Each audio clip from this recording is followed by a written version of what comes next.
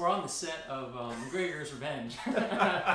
If you didn't recognize it, Beemo fans will recognize this. So kudos to you if you did. That's changed a little bit, but it has.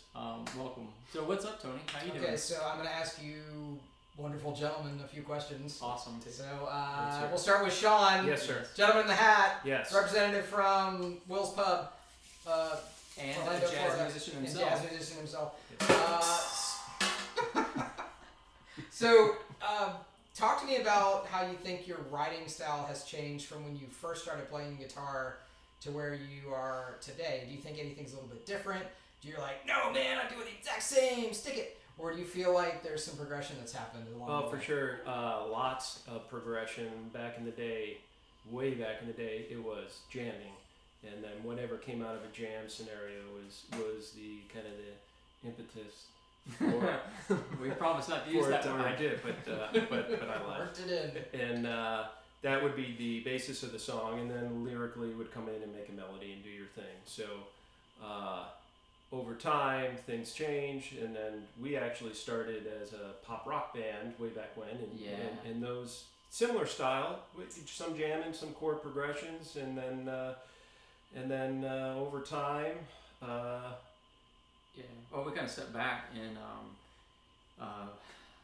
So Dan, what happened? Why did you step back? What was the? I'll just say life happened. Life. All right, life. We became fathers, Right. and then we decided to. Giant attack from Mothra. Something like that. Yeah. But when we kind of came back together, it was a lot easier to just record and work on stuff back at Sean's house. Had a little setup and little home studio. Yeah, and it was acoustic, and we're like, wow, this is actually pretty cool. We didn't have to plug in. We had a full sound to it.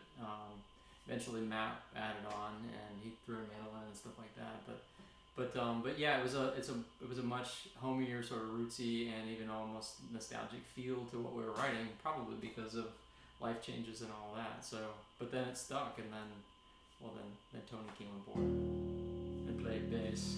So, for me, when we first started doing this, when we first started writing music again together after we took a hiatus, I had this riff acoustically. I recorded on my little home studio and sent it to Dan.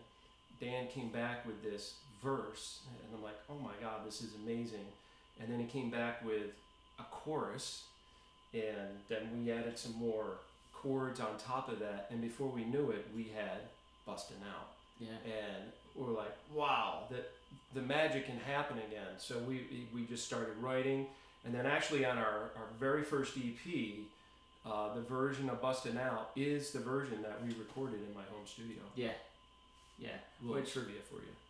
Trivia part 2, the lyrics were one take, made up on the spot. So there you go. Nice. So you got anything to tell folks that are trying to write music and maybe they're like, need a little advice? What would you say to someone new that's trying to write a song there, Sean? For me, it was a reinvention. I didn't realize I could write in a different format, and so it was really kind of exciting for me, and that's kind of how we've been writing music ever since.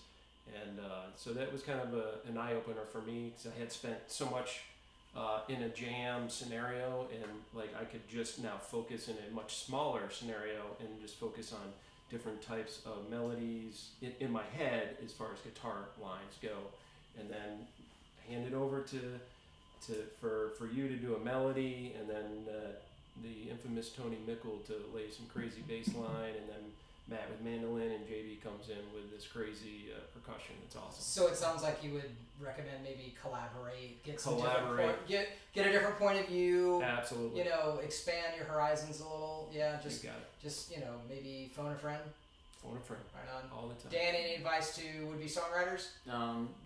I'll echo collaboration is fun, and honestly, it brings out the best in you. And 2, even if you're new, play what you're feeling. Play what you're feeling as much as you can, and that will come through what you've got, and that will be the most authentic you. And that's what I would recommend, because some of our best stuff came through the fields. That's right. Can we bust it out? Can we get a hi-hat? Oh. There you go. Ma.